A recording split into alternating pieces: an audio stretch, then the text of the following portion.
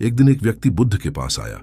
वह बहुत परेशान था। उसने कहा, भगवान अगर हैं तो इतने अन्याय क्यों होने देते हैं? क्यों बुरा करने वाले सुखी हैं और भले लोग दुखी? एक दिन प्राचीन मगध के राज्य में एक व्यक्ति बुद्ध के पास आया।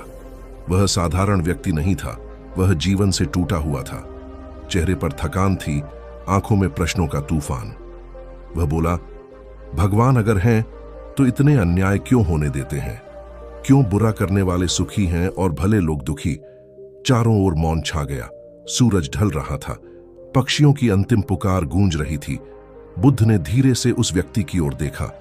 उनकी नजरों में शांति थी, मगर जवाब गहरा।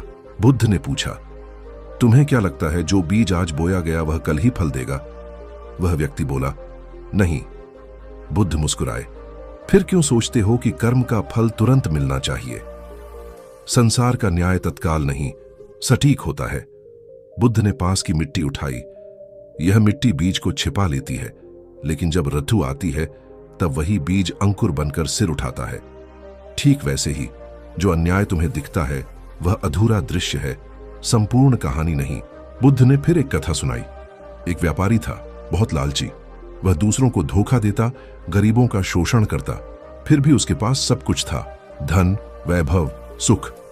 दूसरी ओर एक गरीब किसान था, ईमानदार, परिश्रमी, पर जीवन संघर्ष से भरा।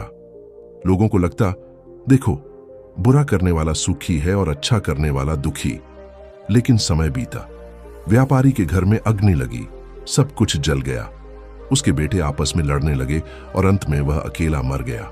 वहीं किसान ने धीरे धीरे अपने खेत, अपने परिवार, अपने कर्म से शांति पाई।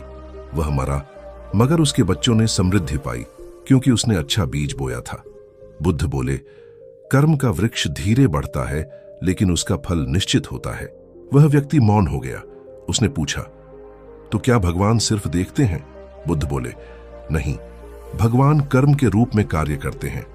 न्याय कोई व्यक्ति नहीं करता, न्याय स्वयं जीवन की प्रक्रिया है। जैसे तुम बीज बोते हो वैसे ही परिणाम पाते हो, यही सृष्टि का न्याय है। बुद्ध उठे और उसे पास की झील के किनारे ले गए। पानी शांत था। उन्होंने कहा, इस झील में पत्थर फेंको। उसने फेंका, लहरें उठीं। अब देखो, ये लहरें वापस इसी किनारे पर लौटेंगी। हर कर्म की यही गति है, जो बाहर जाता है वही लौट कर आता है। दुनिया अन्याय से नहीं चलती, बल्कि कर्म के न्याय से चलती है। वह व्यक्ति रो पड़ा। उसने कहा, अब समझ आया, समस्या दुनिया में नहीं, मेरी दृष्टि में थी। बुद्ध बोले, जब दृष्टि बदलती है तब दुनिया बदलती है। सत्य यह है कि न्याय बिना भगवान के भी संभव है, क्योंकि हर आत्मा अपने कर्म से अपना न्याय खुद करती है। वह व्यक्ति झुक गया। उसने प्रणाम किया।